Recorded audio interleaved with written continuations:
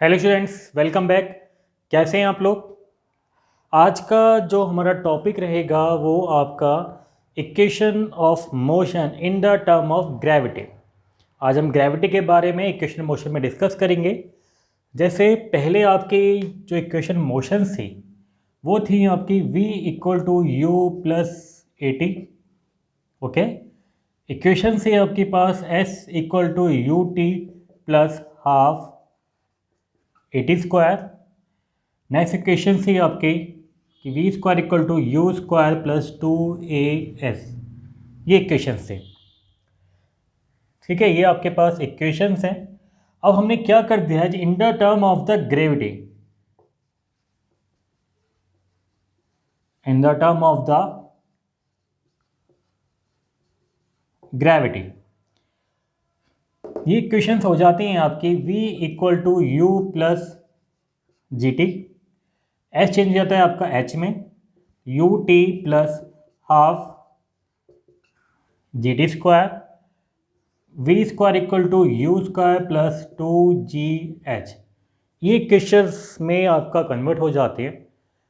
इसमें आपका जो जी है, अगर ऑब्जेक्ट आपका डाउनवर्ड आ रहा है, ऑब्जेक्ट मूव डाउनवर्ड, तो जी एज ए पॉजिटिव लिया जाता है। अगर आपका ऑब्जेक्ट मूव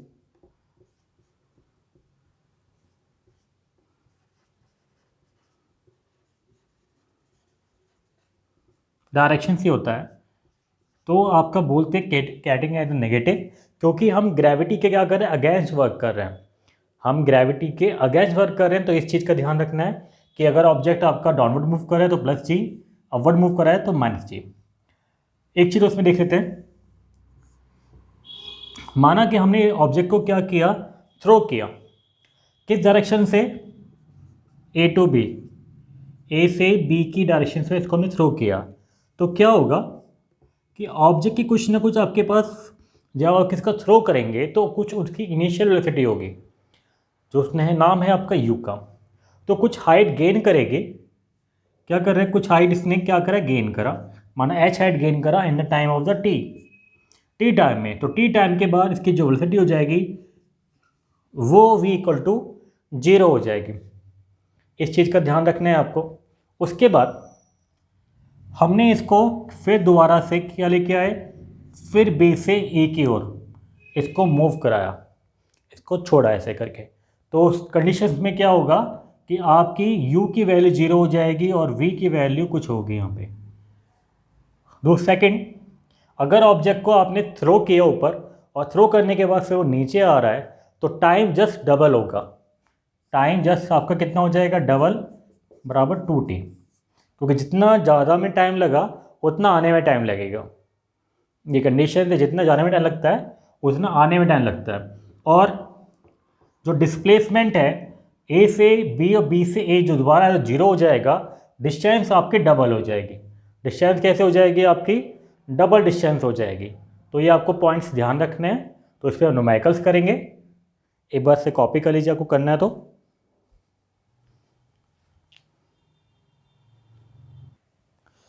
ओके, तो क्वेश्चन हम 13 क्वेश्चंस को रीड करते हैं।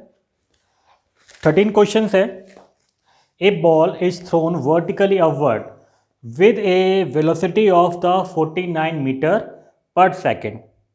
A ball is thrown vertical with a velocity of the 49 meter per second.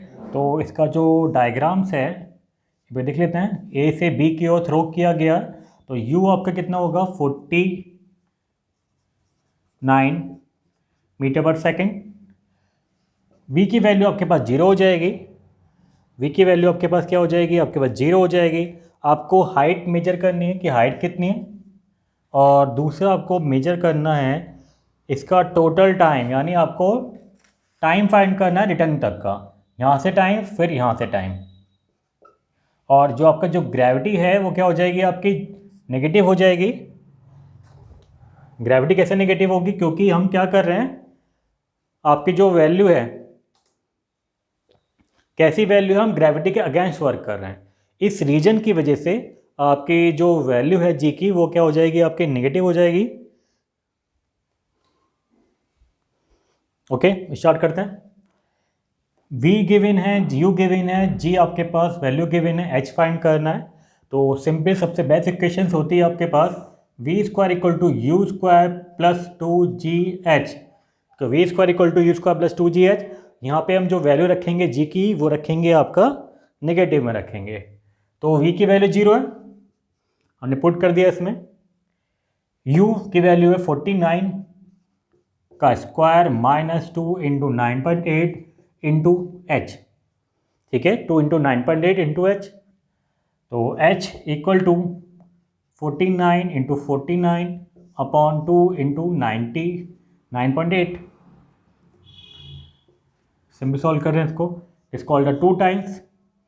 Okay, इससे तो 2 टाइम्स हो गया आपका, और ये आपका 2 है, 2 टाइम्स सिंपल।